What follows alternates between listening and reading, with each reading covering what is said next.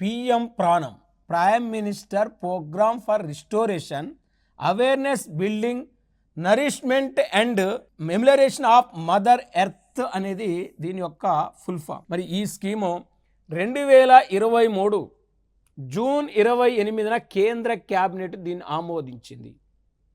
కేంద్ర క్యాబినెట్ దీన్ని అప్రూవల్ చేసింది.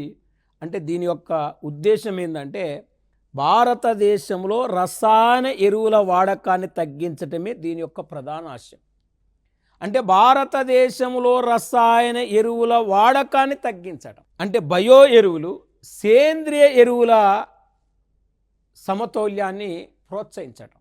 అంటే వ్యవసాయదారుని యొక్క ఖర్చును తగ్గించి రసాయన ఎరువుల వాడకాన్ని తగ్గించి మరి వ్యవసాయదారుల యొక్క ఖర్చును ఆదా చేసే ఉద్దేశంతో తీసుకొచ్చిన పథకం పిఎం ప్రాణం. అంటే ఈ ఫెర్టిలైజర్స్ వాడటం వల్ల వ్యవసాయదారుని యొక్క వ్యయం అనేది పెరిగిపోతుంది, ఆదాయం తగ్గి రైతు అప్పులలో కూరుకుపోతున్నాడు. కాబట్టి వ్యవసాయదారుని ఆదాయాన్ని పెంచాలి, ఖర్చును తగ్గించాలంటే బయో పురుగుల మందులను వాడేటట్లు రైతులను ప్రోత్సహించాలి. అంటే చెట్ల మూలికల ద్వారా తయారయ్యేదాన్ని బయో ఎరువులు, బయో పురుగు మందులు అంటారు. ఇప్పుడు వేప పిండి కానీ, వేప నూనె కానీ, ఇంకా రకరకాల జీవామృతం ఎరువులు కానీ, పంచగవ్వ ఎరువులు కానీ,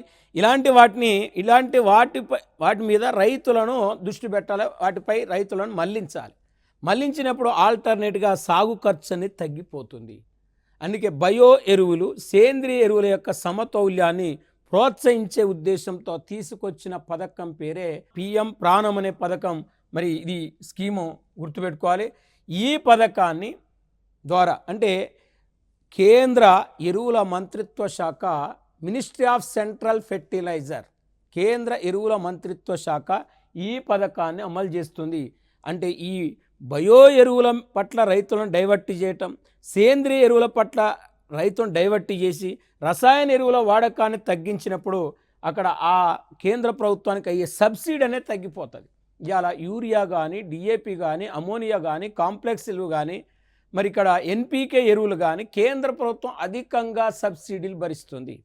అంటే కేంద్ర ప్రభుత్వానికి ఎరువుల మీద భారం పెరుగుతున్న నేపథ్యంలో ఆ రసాయన ఎరువులను తగ్గించినప్పుడు ఆ సబ్సిడీ అనే తగ్గిపోతుంది. ఆ సబ్సిడీలో 50% డబ్బులు ఆదా చేసి అవి రాష్ట్రాలకు గ్రాంట్గా ఇచ్చే ఉద్దేశంతో ఈ స్కీమును కేంద్ర ప్రభుత్వము ప్రారంభించింది, పిఎం ప్రాణం అనే స్కీమును.